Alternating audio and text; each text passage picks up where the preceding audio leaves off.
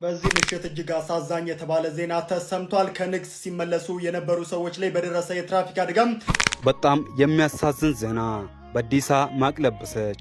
ሶማሌዎችና የኢትዮጵያ የኦሮሚያ ተወላጆች አካባቢ በዘር ሳይሆን በሃይማኖት ሆነው በአንድ ላይ ሆነው አብዲ የሚባል ኢንተርፕሬተር አስተርጓሚ እሱ ነግሮ መረጃዬን ለዩኤን ኢንተርቪው ሲደረግ በወቅቱ አደጋ ደረሱብኝ። የቦምብ ፍንዳታም ነበር። ፍርስራሽ ውስጥ የፖሊስ ወረቀት አለኝ። ሰላም ጤና ይስጥልኝ። ውድና የተከበራችሁ የንቁሃን ሚዲያ ቤተሰቦች እንደምን አላችሁ? እንደምስቆያችሁ? እኔ አለሁ እግዚአብሔር ይመስገን። በያላችሁበት ሰላም ክርስቶስ ይብዛልኝ። እጅግ በሚያሳዝን መረጃ ተመልሼ መጥቻለሁ። እንግዲህ ሰሞኑን ወንድማችን ዲያቆን ቢኒያም ፍሬው እጅግ የምንወደውና የምናከብረው ወንድማችን የቤተክርስቲያናችን አገልጋይ የወንጌል አርበኛ እንግዲህ ሰሞኑን ሁላችሁም አውቃችሁታል ብዬ አስባለሁኝ። ከዚህ ቀደም የሚያውቁት ያውቁታል። ነገር ግን ዛሬ በቲክቶክ ላይ ወጥቶ አንዳንድ ነገሮችን ተናግሯል ስለ ህይወት ታሪኩና እጅግ የሚያሳዝን ነገር ነው ወንድማችን የገጠመውና የተናገረው። ዲያቆን ቢኒያም ፍሬው የተሰቃየበት ነገር ከ8 በላይ ሊቃነ ጳጳሳት አሰልፈው እንደሰጡትና የቦምብ ፍንዳታም እንደደረሰበት ታሪኩን አካፍሏል። በጣም ያሳዝናል።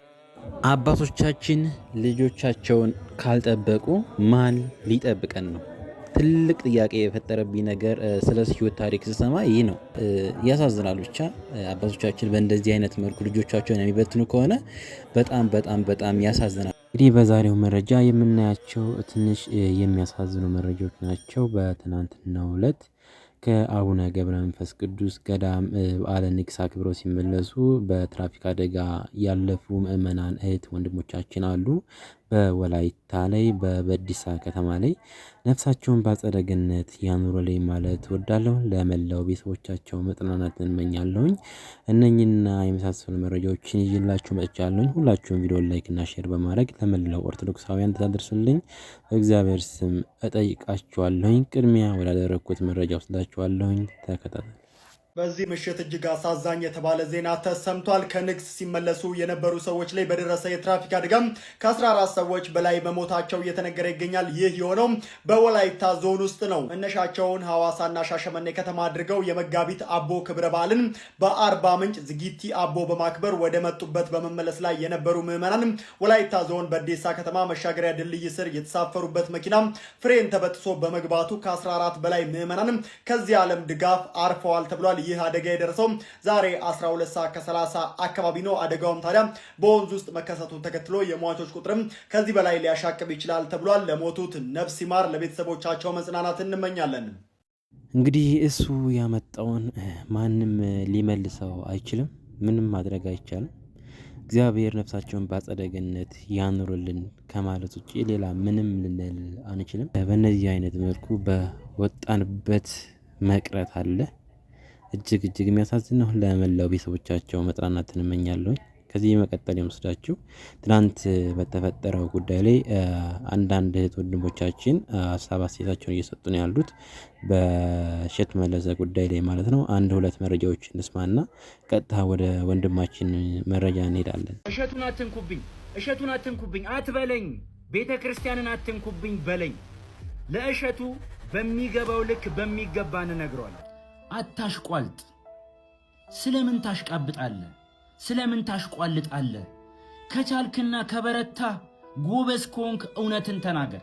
ነገር ግን ካልሆነልህ ዝም ማለትም ያባት ነው ወዳጅ። የሆነ ነገር ልትሰራ ስትነሳ ሚዛን ሊሆን የሚገባው ልክህ ሊሆን የሚገባው ጉዳዩ ትክክል ነው አይደለም፣ እውነት ነው እውነት አይደለም ነው እንጂ ያዋጣል አያዋጣም ብለህ ልትሰራ አይገባም። አንተ 17 ዓመት ስለቆየው ጓደኛህ ኢብራሂም መናገርህ ምን ያገናኘዋል አሁን ከተነሳው ጉዳይ ጋር? ስለ ጓደኛ ፍቅርን ልትገልጽለት በጎ ነገሩን ልታወራለት ትችላለህ አይደለም፣ እሱን በጀርባህ ልትነቀሰው ትችላለህ። ነገር ግን አሁን ከተነሳው ጉዳይ ጋር ምን ያገናኘዋል? ትክክል ያልሆነ ጉዳይ አንተ መሃል ሰፋሪ ሆነ በሰራው ቪዲዮ ላይ ብዙ ኦርቶዶክሳውያን የእስልምና ማህበረሰቡን እንዲሁም እስልምናውን እንደሚጠላ አንተ ደግሞ እነሱን የምትገጽዝ ሆነህ መገለጥህ ነው። ያ ደግሞ ትክክል አይደለም። ብዙ ኦርቶዶክሳውያን ከልቡ ሰሌዳ የማይፍቀው የሚወደው የሚያከብረው ሁሌ የሚያስበው ጓደኛ ወዳጅ ብቻ ሳይሆን ዘመድ ያላቸው ብዙ ኦርቶዶክሳውያን አሉ። ይህንን መናገሩ ምን አስፈለገ? ካንተ 17 ዓመት ጓደኛ ኢብራሂም በላይ አንድ የሚገርምህንና የሚደንቅህን ነገር ልንገርህ። ከዛሬ 3 እና 4 ዓመት በፊት በስልጤ ምስራቅ አዘርነት በርበሬ ወረዳ በቂልጦ ቅድስት ማርያም ገዳም ቤተክርስቲያን ውስጥ ሆነን ጥቂት ጽንፈኛ ኃይሎች በዛ ልክ ሲደበድቡን ያም አልበቃ ብሏቸው ለእርድ ሲያዘጋጁን በትምህርት ቤት ውስጥ አስገብተው በትምህርት ቤት አጥር ላይ ዘለው እየገቡ ባዚሊን እየያዙ የተጎዳው አካላቶቻችንን እያሹን አይዞህ አላህ አለላችሁ የሚሉን ሙስሊሞች አሉ። እንዴት ያ ይካዳል? እንዴት እነሱ ይጠላሉ? ያ ብቻ አይደለም። እኔ ታስሬ በወይኒ ቤት ውስጥ ሆኜ ሙስሊም እናቶቼ፣ ሙስሊም ጓደኞቼ፣ ሙስሊም አባቶቼ እየመጡ አይዞህ የሚሉኝ የሚያጽናኑኝ የእስልምና እምነት ተከታዮች ነበሩ። እንዴት ያንን እንክዳለን? እንዴት ያንን እንፍቃለን? ይህ ብቻ አይደለም። ለድግስ ሲጠሩኝ ለእኔ ተጨንቀው የክርስቲያን ምግብ አዘጋጅተው እኔ ለነሱ ተጨንቄ የሙስሊም ምግብ አዘጋጅተን የኖርን ህዝቦች ነን። ለኛ ይሄንን አትንገረን። ጉዳዩ ግን እፎይ አጥፍቷል ተብሎ ከታሰበ እፎይን በህግ መጠየቅ መብት ሆኖ ሳለ እፎይን ማሳደድ፣ እፎይን ማሳቀቅ፣ እፎይን ለመግደል አዋጅ ማውጣት እኔም እፎይ ነኝ። ይህ ደግሞ ጥላቻ አይደለም። ማንም ሰው በሃይማኖቴ ከመጣብኝ ባናቱ አንተንም ጭምር ማለት። ሌላው እጅግ የገረመኝ አነጋገርህ ይህ አነጋገር ነው። እንስማታ እንዴ። አሁን እኮ ችግር የፈጠሩብን በየቲክቶኩ እየመጡ ቤተ እምነቱ ሳይወክላቸው የቤተ እምነቱ ተቆርቋሪ ነን፣ ተከራካሪ ነን፣ አስተማሪ ነን የሚሉ ሰዎች ናቸው። ዘመኑን ዋጁት ያለው መጽሐፍ ቅዱስ ነው። ዘመኑን ዋጅተው ልጅነትን ለሰጠቻቸው ቅድስት ቤተ ክርስቲያን ጊዜያቸውን ሰጥተው በቲክቶክ መንደር ብዙ ነፍሳትን ቢመልሱ ምኑ ላይ ነው ክፋቱ? አንተ የምታቀርባቸው እነዛ ብላቴና ህፃናት በዛ ልክ ዶንት ዩቲዩብ ላይ ወንጌልን ሲዘሩ ከማን ፈቃድ ወስደው ነው? ማንን አስፈቅደው ነው?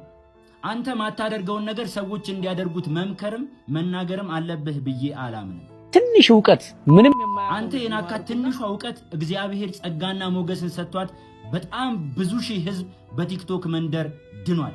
ይህ ደግሞ እውነት ነው። በተረፈ ሰው ጆሮንና ልቡን ሲሰጥህ ትልቅ ነገር ነውና ትዕቢተኛ አትሁን፣ ሰከን በል። ትምክተኛ አትሁን፣ ረጋ በል። እሸቱ መለሰ፣ አንቺ ማሽቃበትሽ አንድ ጥያቄ ልጠይቅ። አንተ የምታመልከው ጌታችንና መድኃኒታችን ኢየሱስ ክርስቶስ ሲሰደብ ለምን ለሱ መልስ አልሰጠህም ነው ወይስ አልሰማህም? ወይስ እንደሚባለው በጣም እያሽቀበጥክ ነው? እሸቱ መለሰ ማለት ነው። እና ምንድነው መሰለ እኛ በነገራችን ላይ ከሙስሊሙ ከፕሮቴስታንት ከጴንጤውም ጋር ማለት ነው ምንም አይነት ጸብ የለንም፣ አልተጣላንም ማለት ጸብ የለንም። ሰላማዊ ህይወት ነው እየኖርን ያለው። እና ምን አለ መሰለ አንተ ምን አልክ መሰለ እነዚህ ቤተክርስቲያን ያልወከለቻቸው ቤተክርስቲያን የማታውቃቸው ቲክቶክ ላይ ቁጭ ብለው ምናምን ብለህ የማይሆን ተው እንጂ ተው። እኛ አንተ ማለት ነው በየትኛው ሚዲያ ቦታ ስለሰጠህ ወይንም የሆነ በቃ ሁሉ ነገር ያወራሁት በቃ ሁሉም ሰው ይሰማልኛልና ብለህ ማሰብ እኮ የለብህም አባቴ። ትንሽ ዕውቀት ትንሽ ገንዘብ መጥፎ ነው፣ ያበላሻል። በቃ ሁሉንም አውቃለሁ እንድትል ያደርጋልና አሁን አንተም እንደዚህ አይነት በሽታ ነው የተጠናወተ። በቃ ሁሉንም ነገር የምታውቅ ነው የመሰለህና ለምታወራው ነገር ተጠንቀቅ፣ ተረጋጋ፣ አብሰልስል፣ አስተውል። እኛ ከሙስሊም ጋር ጸብ የለንም፣ ከጴንጤ ከየትኛውም ቤተ እምነት ጋር ጸብ የለንም። አንተ የምትኖረውን ህይወት ነው እየኖርን ያለነው እኛም እና ግን እኛም እናከብራችሁን የቤተ ክርስቲያን ልጆች አንተ ምናልባት አልወከልካችሁ ይሆናል። እነዛን ሰዎች ግን ማክበር አለብህ። በተለያየ መንገድ በብዙ መንገድ እኛን ቀይረውናል። በጣም ነው የምንወዳቸው፣ በጣም ነው የምናከብራቸውና ከነሱ ራስ ላይ ውረድ፣ ተጠንቀቅ። ሰሞኑን ብዙ ምዕመናን በእሸቱ መለሰ ላይ ቪዲዮ እየሰሩ ነው ያሉት። አዎ ቪዲዮ ያሰራል፣ ትክክል ናቸው፣ አልቃወማቸውም። ትክክል ነው እያደረጉ ያሉት ነገር።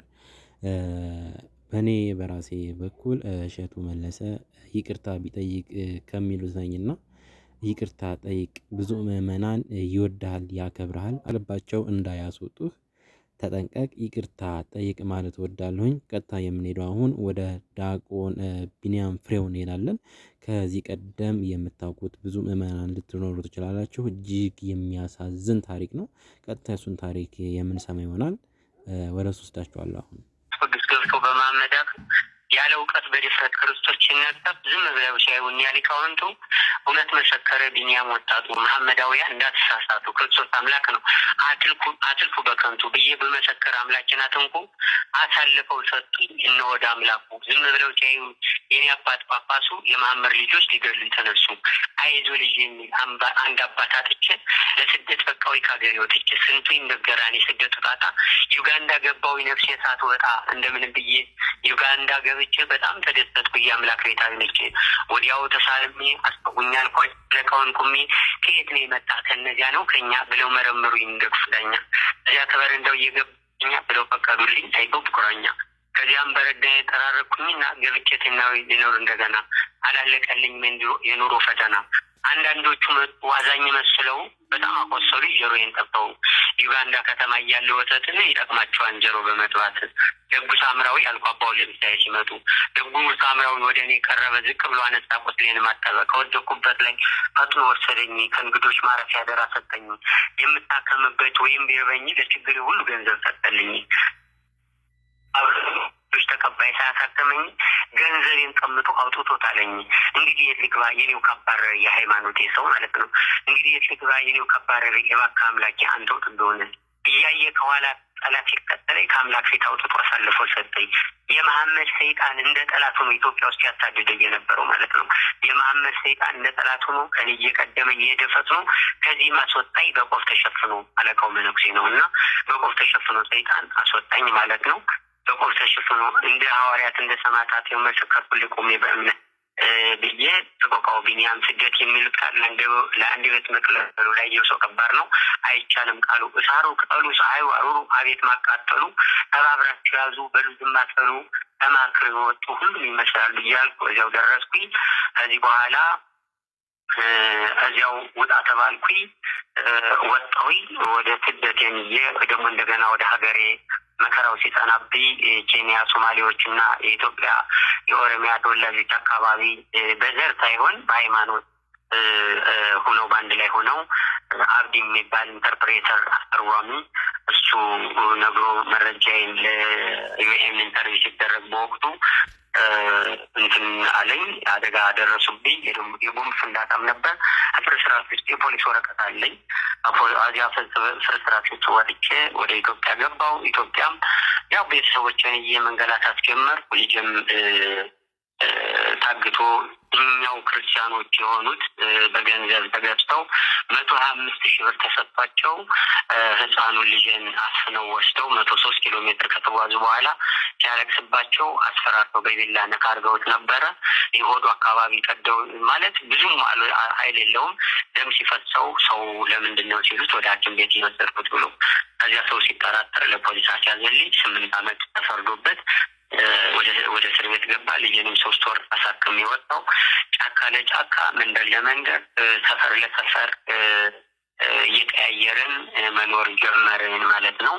ይሄ ነው ያለው የህይወት ታሪኬ። የዛሬ 6 ዓመት 7 ዓመት ወይ 6 ዓመት 7 ዓመት አካባቢ 2010 አካባቢ በሰሜን ሸዋ ባለ ጫካ ውስጥ ለ9 ወር ዋሻ ተቀምጠን ነበረ።